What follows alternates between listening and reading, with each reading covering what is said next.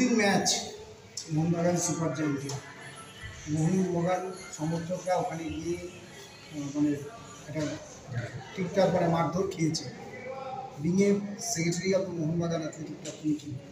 মোহনবাগানের কাছে একটাই অস্ত্র, সেই অস্ত্রটা হচ্ছে পায়ে ফুটবল। ওদের গোলে বল মেরে সেইভাবেই ওদেরকে বদলা দিতে হবে। আমরা তো ওদের লেভেলে নেবে মারপিটটা করবো না, সেটা আমাদের শোভা পায় না। মোহনবাগান আমরা ওরা কি করেছে সেটা আমাদের দেখার দরকার নেই।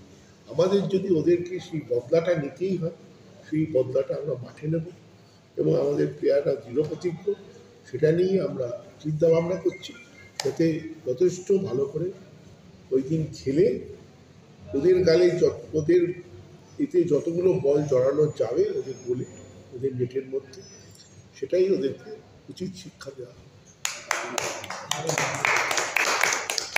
ঠিক আছে, থ্যাংক ইউ।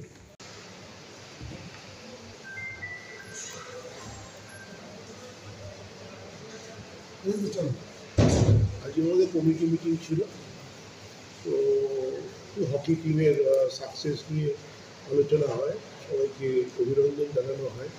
কারণ 3 বছরে আমাদের হকির সাফল্য ঈর্ষণীয়।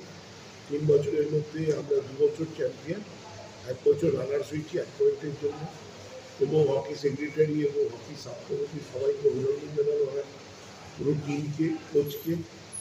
এবং আমরা যে 1.5 লক্ষ টাকা অ্যানাউন্স করেছিলাম সেটা আজকে র্যাটিফাইও হয়। এবং অঞ্জনদার যেটা স্বপ্ন ছিল যে অ্যাস্ট্রোটার্ফে হকি খেলা হবে, এই বছর সেই হকি খেলা হয় অ্যাস্ট্রোটার্ফে, এবং প্রথম বছরই আমরা চ্যাম্পিয়ন হই, মোহনবাগান চ্যাম্পিয়ন হই। এটা একটা ঈশ্বরীয় সাফল্য। এবং প্রত্যেকটা ডিসিপ্লিনে যেভাবে সাফল্য এসছে তার জন্য মুখ্যমন্ত্রী সবাইকে অভিনন্দন জানাতে হয়। পয়লা বৈশাখ প্রত্যেকবারের মতো বার পুজো এবার অনুষ্ঠিত হবে। বছরের পর বছর ধরে এটা হয়ে আসছে। সকাল 9টার সময় এবছরের বার পুজোর টাইম ঠিক হয়েছে। তারপর আমরা করুণাশঙ্কর ভট্টাচার্যের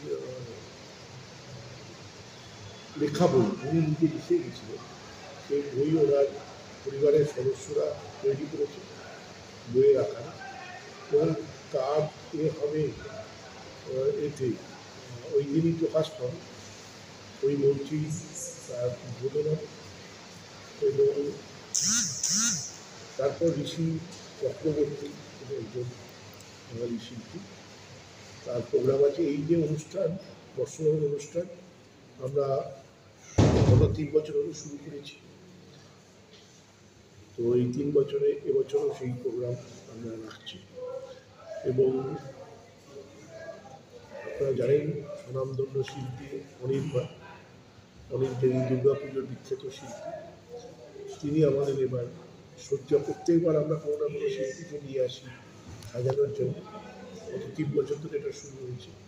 এবছর অনির্বাণ, আপনার যারা পুজোর সঙ্গে জড়িত অনেকেই জানবেন, তিনি এবারে আমাদের এখানটা সাজাবেন। তো এই আলোচনা হয়েছে। আমাদের বাকি অভ্যন্তরীণ কিছু কথাবার্তা হয়েছে। বাকি মেন যেটা ছিল সেটা কী খাওয়া দাওয়া হবে, কী প্রোগ্রাম হবে, এই নিয়ে আলোচনা সব সম্পূর্ণ।